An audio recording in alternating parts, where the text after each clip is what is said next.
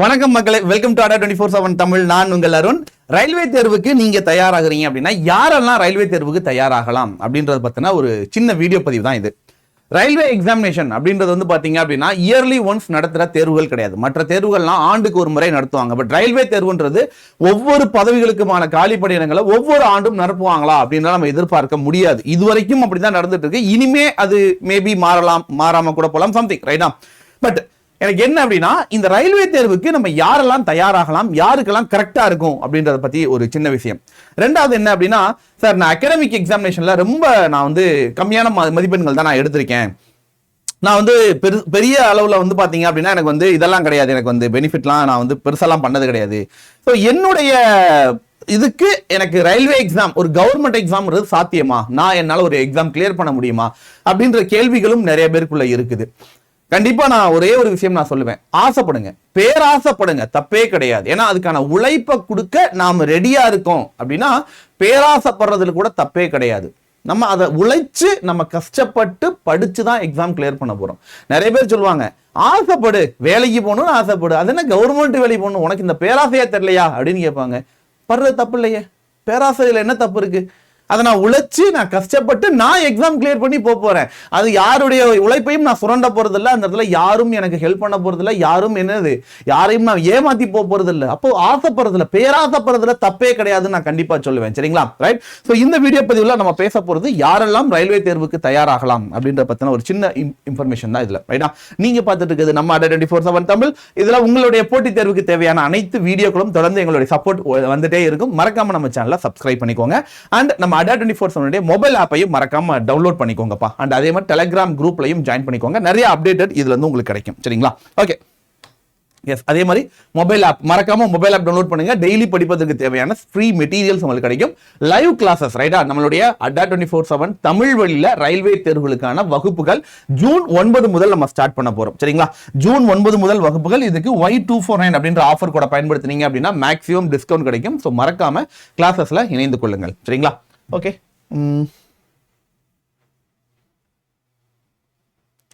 Okay. So இப்போ railway தேர்வுகளை பொறுத்த வரைக்கும் பாத்தீங்க அப்படின்னா நிறைய எக்ஸாம் இருக்கு. செலக்டடா சில விஷயங்கள் மட்டும் நான் சொல்றேன். ஃபர்ஸ்ட் ஒன் பாத்தீங்க அப்படின்னா JE, ஜூனியர் இன்ஜினியர் அப்படின்னு சொல்லக்கூடியது. அடுத்தது ALP அப்படின்றது. அடுத்தது பாத்தீங்க அப்படின்னா வந்துட்டு NTPC, அப்புறம் குரூப் D, அதுக்கப்புறம் பாத்தீங்க அப்படின்னா வந்துட்டு டெக்னீஷியன்ஸ், அப்புறம்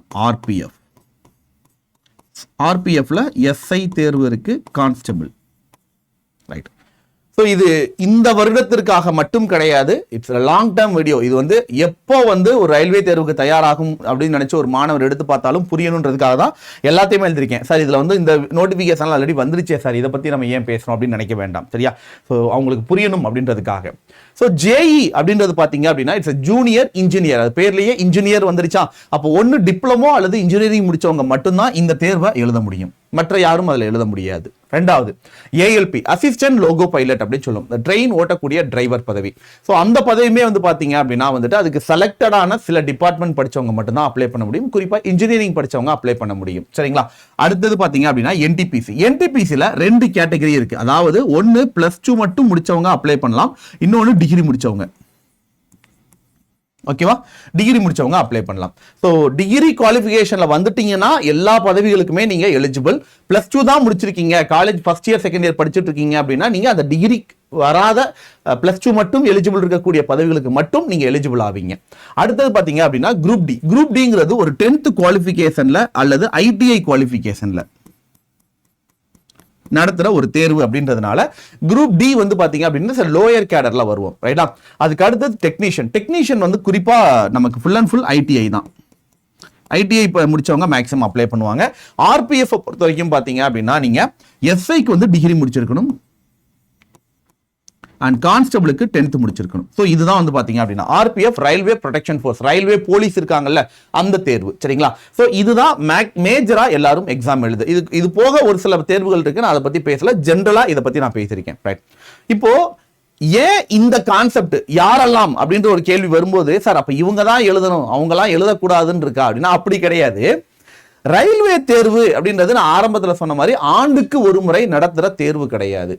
அதனால நான் ரயில்வே வேலைக்கு போகணும்னு சொல்லி ரயில்வே தேர்வு மட்டும் தயவு செஞ்சு எழுதிட்டு இருக்க வேண்டாம். இது என்னுடைய சஜஷன். ஏன்னா இப்போ என்னையவே எடுத்துக்கோங்களேன். இப்போ நான் 2014 காலேஜ் முடித்தேன். 2014 பாஸ்ட் அவுட்டு. 2014 நான் காலேஜ் முடிக்கும் போது எனக்கு இந்த கவர்மெண்ட் எக்ஸாம் பத்தினால அவேர்னஸ்லாம் எனக்கு கிடையாது. அன்னைக்கு சோசியல் மீடியா அண்ட் யூடியூப்ங்கிறது அந்த அளவுக்கு பெரிய அளவில் கிடையாது. ஸோ யாராவது இந்த துறையை சார்ந்தவங்க யாராவது சொல்லியிருந்தா தான் தெரிஞ்சிருக்கும். அந்த இடத்துல நான் கவர்மெண்ட் எக்ஸாம்ஸை பற்றி பெருசாக நான் எடுத்துக்கல. ஆஃப்டர் 2016 அப்புறம் தான், கிட்டத்தட்ட 1.5 ஆண்டுகளுக்கு அப்புறம் தான் 2016 அப்புறம் தான் ஓகே கவர்மெண்ட் எக்ஸாமுக்கு படிக்கலாமே அப்படின்னு சொல்லி ஒரு ஆர்வம் கவர்மெண்ட் எக்ஸாம் படிக்க ஆரம்பிச்சேன். இப்போ 2016 அப்புறம் ஏஎல்பி அசிஸ்டன்ட் லோகோ பைலட் அப்படின்ற ஒரு தேர்வு 2018 தான் நோட்டிபிகேஷன் வந்துச்சு. 2018 ஆரம்பிச்சு 2019 2020 அதோட ஃபைனல் ப்ராசஸ் நடந்து முடிஞ்சு. 2018 நான் எக்ஸாம் எழுதுறேன், நான் ஃபெயில் ஆயிட்டேன். செகண்ட் லெவல் எக்ஸாம் வரைக்கும் போனேன். இன்டர்வியூ என்ன டாக்குமெண்ட் வெரிஃபிகேஷனுக்கு உள்ள போக முடியல. ரைட். இப்போ இந்த இடத்துல என்ன அப்படின்னா 2018 என்னுடைய கேரியர்ல நல்லா யோசிச்சு பாருங்க. 2014 என்னுடைய வயசு 21 வயசுல நான் நினைச்சேன் முடியல. 23 வயசுல இதை பத்தி நான் புரிய ஆரம்பிச்சேன். எனக்கு 25 வயசுல ஒரு நோட்டிபிகேஷன் வருது. 25 வயசுல அந்த எக்ஸாமை நான் எழுதுறேன், நான் ஃபெயில் ஆயிட்டேன். ரைட். அதுக்கப்புறம் 5 ஆண்டுகள் கழிச்சு 2018 நோட்டிபிகேஷன் வந்துச்சு. அதுக்கப்புறம் 5 ஆண்டுகள் கழிச்சு 30 வயசு இப்போ எனக்கு. கரெக்டா? 2023 24 இப்பதான் பாத்தீங்க. 2018 வந்த நோட்டிபிகேஷனுக்கு 5 ஆண்டுகளுக்கு அப்புறம் இப்பதான் நமக்கு நோட்டிபிகேஷன் கொடுத்திருக்காங்க. அப்போ என்னுடைய கேரியர்ல என்னால 2 முறை மட்டுமே இந்த ஏஎல்பி எக்ஸாம் எழுத முடிஞ்சிருக்கு. இதேதான் என்டிபிசியுமே, இதேதான் குரூப் டியுமே. எந்த ஒரு தேர்வு நீங்க எழுதினாலும் இன்கேஸ் நீங்க ஒருவேளை 21 வயசுல ப்ரிப்பரேஷனை நீங்க ஸ்டார்ட் பண்ணிட்டீங்க அப்படின்னா மேபி பை சான்ஸ் ஃபர்ஸ்ட் நீங்க ஃபெயில் ஆயிருந்தீங்க அப்படின்னா கூட செகண்ட் லெவல் பாத்தீங்கன்னா ஒரு 24 25 வயசுலயோ 26 வயசுலயோ நீங்க செலக்ட் ஆக வாய்ப்புகள் இருந்திருக்கலாம். அங்க நீங்க லூஸ் பண்ணிட்டீங்க, அதை பத்தி தெரியாம போயிடுச்சு அப்படின்னா நீங்க இட்ஸ் கம்ப்ளீட்லி இந்த எல்லா எக்ஸாமுமே ஆண்டுக்கு ஒரு முறை நடத்துற தேர்வுகள் இல்லை அப்படின்றதுனாலதான் இந்த பிரச்சனையே.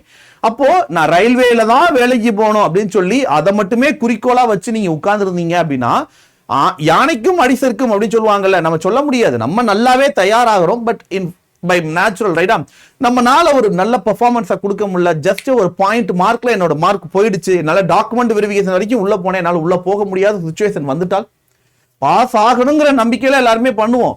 ஆனால் எப்பவுமே பாசிட்டிவ் நெகட்டிவ் ரெண்டையுமே யோசிச்சு பார்க்கணும்ல. ஒருவேளை செலக்ட் ஆகல அப்படின்னா என்னுடைய கேரியரே ஃபுல்லா முடிஞ்சு போயிடும்.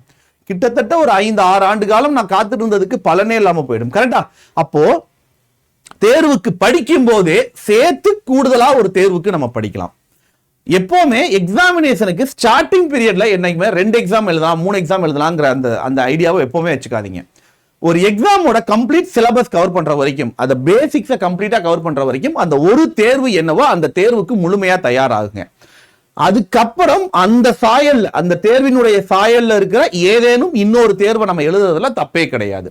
இப்ப ரயில்வே தேர்வை பொறுத்த வரைக்கும் பாத்தீங்க அப்படின்னா எல்லா தேர்வுகளுக்கும் சப்போர்ட் ஆகும் ஒரே ஒருத்தனை தவிர பேங்க் எக்ஸாம். ஆனா பேங்க் எக்ஸாம்லயுமே கொஞ்சம் சாயல்கள் வரும் ரைட்டா. ஆனா பேங்க் எக்ஸாமை விட இங்க கூடுதலாக கொஞ்சம் படிக்கிற மாதிரி இருக்கும் ரைட்டா. இதுல நல்லா தெரிஞ்சுக்கோங்க, நீங்க இதுக்கு முன்னாடி வேற ஒரு எக்ஸாம் எழுதிட்டு இருக்கீங்க. ஃபார் எக்ஸாம்பிள் நீங்க டிஎன்பிஎஸ்சி எக்ஸாம் படிக்கணும்னு ஆசைப்படுறீங்க, இல்ல ஆல்ரெடி படிச்சிட்டு இருக்கீங்க, வாட் எவர் இட் இஸ், சரியா? அல்லது ஸ்டேட் சரி நம்மளுடைய எஸ்எஸ்சி, நம்மளுடைய ஸ்டாஃப் செலக்ஷன் கமிஷன், மத்திய அரசாங்கத்தினுடைய வேலைகள், அல்லது நான் பேங்க், இந்த 3 துறையில நீங்க எந்த தேர்வு எழுதிட்டு இருந்தாலும் இதுல நீங்க ஜிஎஸ் படிப்பீங்க. கூடுதலா நீங்க படிக்க வேண்டியதுன்னு பாத்தீங்க அப்படின்னா ஆப்டிடியூட் பிளஸ் ரீசனிங். ஏன்னா நீங்க ஆப்டிடியூட் அண்ட் ரீசனிங் டிஎன்பிஎஸ்ல படிப்பீங்க, ஆனா வெல் அவேர்னஸ்ல சூப்பரா சால்வ் பண்ற அளவுக்கு படிக்க மாட்டீங்க. அதை கூடுதலா சிறப்பா நம்ம படிக்கிற மாதிரி இருக்கும். எஸ்எஸ்சியை பொறுத்த வரைக்கும் இட்ஸ் பிளாங்க், அப்படியே நீங்க படிப்பீங்க. என்ன கூடுதலா இங்க பாத்தீங்க அப்படின்னா இங்கிலீஷை எக்ஸ்ட்ராவா படிச்சிருப்பீங்க, அதை அவாய்ட் மட்டும் பண்ணா போதும். அப்படியே சேம் டிட்டோ எஸ்எஸ்சி படிக்கிறீங்க அப்படின்னா சேம் நீங்க எழுதலாம். அதே மாதிரி ரயில்வே எக்ஸாம் எழுதுறீங்க அப்படின்னா நல்லா ப்ரிப்பேர் பண்ணீங்கன்னா எஸ்எஸ்சில இங்கிலீஷை மட்டும் கூடுதலா படிச்சீங்கன்னா போதும், எஸ்எஸ்சியை சேர்த்து உங்களால எக்ஸாம் எழுத முடியும். பேங்க் எக்ஸாம் பொறுத்த வரைக்கும் நீங்க ஆப்டிடியூடும் ரீசனிங்கும் சூப்பரா நீங்க இங்க பெர்ஃபார்மன்ஸ் பண்ணிட்டு இருப்பீங்க, வேற லெவல்ல நீங்க பெர்ஃபார்மன்ஸ் பண்ணுவீங்க. கூடுதலா நீங்க படிக்க வேண்டியது ஜிஎஸ் மட்டும்தான். இப்படி எந்த துறையில நீங்க எக்ஸாமுக்கு ப்ரிப்பேர் பண்ணிட்டு இருக்கீங்க அப்படின்னாலும் ஆப்டிடியூட் ரீசனிங்கை நீங்க ஆட்டோமேட்டிக்காவே அங்க நீங்க கவர் ஆயிடும். அதை நல்லா பெர்ஃபார்மன்ஸ் படிச்சுட்டு ரீசனிங் ஆப்டிடியூட் நல்ல பெட்டர் பெர்ஃபார்மன்ஸ் பண்ற அளவுக்கு இம்ப்ரூவ் உங்களை ஸ்கில் டெவலப் பண்ணிட்டு ஜிஎஸ் மட்டும் அடிஷனலாவே படிச்சா போதும், உங்களால ஒரு ரயில்வே தேர்வை சிறப்பா உங்களால எக்ஸாம் எழுத முடியும். சரி சார், ரயில்வே ஆண்டுக்கு ஒரு முறை வராது, அப்ப நான் இந்த எக்ஸாமுக்கு நான் ஃபோக்கஸ் பண்ணி படிச்சுக்கிட்டு இருக்கேன், திடீர்னு ரயில்வே நோட்டிபிகேஷன் வந்துருச்சு, என்னால வந்து பாஸ் ஆகி உள்ள போயிட முடியுமா? ஒரு எக்ஸாம்னா அந்த எக்ஸாமுக்கு தானே ஃபோக்கஸ் பண்ணி படிக்கணும், கரெக்ட் நீங்க சொல்றது. ஆனா அந்த தேர்வினுடைய சாயல், அதுதான் நான் சொல்றேன் திரும்ப திரும்ப, அந்த தேர்வினுடைய சாயல்ல இருக்கிற வேற ஏதோ ஒரு தேர்வுக்கு நீங்க தயாராயிட்டு இருக்கீங்க. அதுக்காக இந்த தேர்வு பேங்க் எக்ஸாம் அப்படின்னா ஜூன் மாசத்துல இருந்து நமக்கு ஜூன் ஜூலை ஆகஸ்ட்ல எக்ஸாம் வரிசையா நடக்கும். இந்த டைம் பீரியட்ல உங்களால கண்டிப்பா ஆப்டிடியூட் ரீசனிங்க நல்லா பெட்டர் பெர்ஃபார்மன்ஸ் பண்ற அளவுக்கு இம்ப்ரூவ் பண்ணிருப்பீங்க. திடீர்னு இதை விட்டுட்டு எஸ்எஸ்சியோ இல்ல ரயில்வேயோ போய் நீங்க எழுதணும் அப்படின்னா கஷ்டம், கரெக்டா? அப்போ அந்த இடத்துல நீங்க தான் முடிவு பண்ணிக்கணும். இப்போ ஜிஎஸ் படிக்கிறதுக்கு நான் டைம் ஒதுக்கி நான் டெய்லியும் ஒரு 1 மணி நேரம் 2 மணி நேரம் உட்காந்து நான் படிக்கிறேன், அதுக்காக டைம் ஸ்பெண்ட் பண்ணி நான் படிக்கிறேன், அப்படி உங்களை நீங்கள் தயார்படுத்திக்கும் போது தான் உங்களால ஒரு நல்ல பெர்ஃபார்மன்ஸா உங்களால கொடுக்க முடியும். ஸோ இதை மட்டும் கிளியரா ஃபோக்கஸ் பண்ணுங்க. இதை கிளியரா நீங்க அண்டர்ஸ்டாண்ட் பண்ணி இதுதான் நம்மளுடைய பாதை அப்படின்னு சொல்லி போங்க. அதை மட்டும் சரியா பண்ணுங்க. ஸோ மற்றபடி பெருசா ஒன்றும் என்ன சொல்லாதீங்க, ஒரி பண்ணிக்க வேண்டாம். ரயில்வே தேர்வுகளை பொறுத்த வரைக்கும் பார்த்தீங்க அப்படின்னா 3 சப்ஜெக்ட் தான் இங்க டோட்டலா நீங்க படிக்க போறது.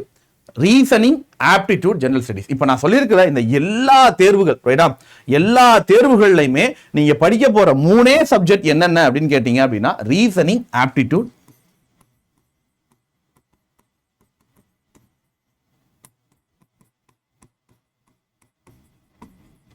And general studies.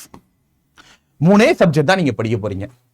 இந்த 3 சப்ஜெக்டை என்ன தேர்வா இருந்தாலும், டெக்னிக்கல் பேப்பரா இருந்தால் பார்ட் 2ல டெக்னிக்கல் பேப்பர் வரும், அவ்வளவுதான். மற்றபடி இந்த 3 சப்ஜெக்ட் தான் நீங்க படிக்க போறீங்க. அப்ப இதை நீங்க ஸ்ட்ராங் ஆக்கிட்டாலே உங்களால கண்டிப்பா ஒரு ரயில்வே அதிகாரிகள் ஆக முடியும். அண்ட் இதை எல்லாத்தையும் விட இன்னொரு முக்கியமான ஒரு விஷயத்தை உண்மையா நான் ஓப்பனா சொல்லிடுறேன். நிறைய ரயில்வே தேர்வுகள் தயாராகும் மாணவர்கள் என்ன பண்றாங்க, இப்ப ரொம்ப நாளா பாருங்களேன், ரொம்ப நாளா எக்ஸாம் படிச்சுட்டு இருப்பாங்க, ஆனா எக்ஸாம் பாஸ் ஆயிருக்க மாட்டாங்க. என்ன பிரச்சனை அப்படின்னா, இப்ப ரயில்வேவோட கேள்விகள்லாம் அப்கிரேட் ஆயிடுச்சு, முன்ன மாதிரி ஈஸியாலாம் கேட்கறது இல்லை. ஆனா பழைய கொஸ்டின் பேப்பரை பார்த்துட்டு கொஸ்டின் இவ்வளவு ஈஸியா இருந்திருக்கு, இவ்வளவுதான் கேட்பாங்க அப்படின்னு சொல்லிட்டே ப்ரிப்பேர் பண்ணிட்டு இருக்காங்க. அந்த மாடல்ல இருந்து வெளியே வர மாட்டேங்கிறாங்க. ஆனா இன்னைக்கு ரயில்வே தேர்வுகளுடைய கொஸ்டின் பேப்பர் நிறைய அப்கிரேட் ஆயிடுச்சு, நிறைய புது கேள்விகள் கேட்க ஆரம்பிச்சிட்டாங்க. அதனால இட்ஸ் பேஸ்ட் ஆன் லேட்டஸ்ட் பேட்டர்னை ப்ரிப்பேர் பண்ணுங்க. இன்னமும் அந்த பழைய பேட்டர்னையே போட்டு ஃபாலோ பண்ணிட்டே இருக்க வேண்டாம், நிறைய அப்கிரேட் பண்ணிக்கோங்க.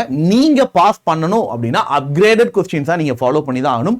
குறிப்பா bank and SSC type of that கொஸ்டின்ஸ்ல கேட்கக்கூடிய மாடல் ஆஃப் கொஸ்டின் நிறைய வந்து இப்போ உள்ள வந்துருச்சு. பேங்க் எக்ஸாம்ல கேட்கிற பசில், சீட்டிங் அரேஞ்ச்மெண்ட் மாதிரியான கேள்விகள் ஆகணும், எஸ்எஸ்சில கேட்கிற டிக்னாமெட்ரி, ஜாமெட்ரி மாதிரியான நம்பர் சிஸ்டம் போன்ற அட்வான்ஸ் மேக்ஸ் ஆன கொஸ்டின்கள் ஆகட்டும் நிறைய வந்து உள்ள இன்க்ளூட் பண்ண ஆரம்பிச்சிட்டாங்க. கொஞ்சம் காம்ப்ளிகேட்டடாவே கொஸ்டின்ஸ் கேட்கறாங்க, ரைட்டா? அதனால அந்த பதவிகளுக்கு தகுந்த மாதிரி கொஞ்சம் பெட்டரா பெர்ஃபார்மன்ஸ் பண்ற அளவுக்கு ஒரு நல்ல ஒரு தரத்தை உங்கள் டிக்கெட்டை நீங்க உருவாக்கிக்கிட்டீங்க அப்படின்னா கண்டிப்பா உங்களால ஒரு தேர்வை ரொம்ப எளிமையா கிளியர் பண்ண முடியும் அப்படின்றதையும் நான் சொல்லிடுறேன், சரிங்களா?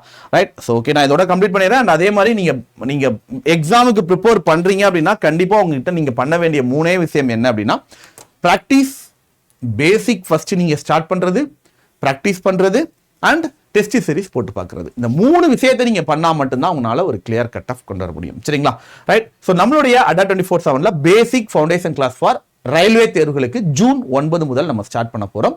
ஸோ கிளாஸஸ்ல இணைவதற்கு Y249 அப்படின்ற கூப்பன் கூட பயன்படுத்திக்கோங்க. அண்ட் நம்மளுடைய மெகா பேக்குகளுக்கு இன்னைக்கு double time validity offer, live class எல்லாத்துக்குமே டபுள் டைம் வேலிடிட்டி இருக்கு. பிக்கஸ்ட் பிரைஸ் டிராப்பும் பண்ணிருக்காங்க. ஜஸ்ட் 3858 ரூபாய்க்கு டிஎன் மெகா பேக்கை அடுத்த 2 ஆண்டுகளுக்கு நீங்க வாங்கிக்கலாம். டிஎன் மெகா பேக்னா என்ன? Bank, railway, SSC, TNPSC, Madras high court போன்ற எனி எக்ஸாமினேஷன்களுக்கான தமிழ் வழியில் உங்களுக்கு கிளாஸஸ் வேணும் அப்படின்னா இந்த ஒரே ஒரு வகுப்புல, இந்த ஒரு பேக்ல உங்களுக்கு எல்லா classes included test series and study மெட்டீரியலோட சேர்ந்து வந்துடும். ஜஸ்ட் 3858 ரூபாய் தான், ரைட்? வேணும் அப்படின்னா Y249 கூப்பன் கூட பயன்படுத்தி இன்றைய வகுப்புல இணைச்சு கொள்ளுங்கள். Thank you so much and bye see you மக்களே. மீண்டும் உங்களை நான் அடுத்த ஒரு வீடியோ பதிவில் மீண்டும் சந்திக்கிறேன். நம்மளுடைய டெலிகிராம் குரூப்ல மறக்காம ஜாயின் பண்ணிக்கோங்க. அடாவோட மொபைல் ஆப் இது வரைக்கும் டவுன்லோட் பண்ணல அப்படின்னா கீழே டிஸ்கிரிப்ஷன்ல லிங்க் வச்சிருக்கேன், மறக்காம டவுன்லோட் பண்ணிக்கோங்க. தேங்க்ஸ் ஃபார் வாட்சிங். நன்றி, வணக்கம். மீண்டும் உங்களை நான் அடுத்த வீடியோ பதிவில் மீண்டும் சந்திக்கிறேன். நன்றி, வணக்கம்.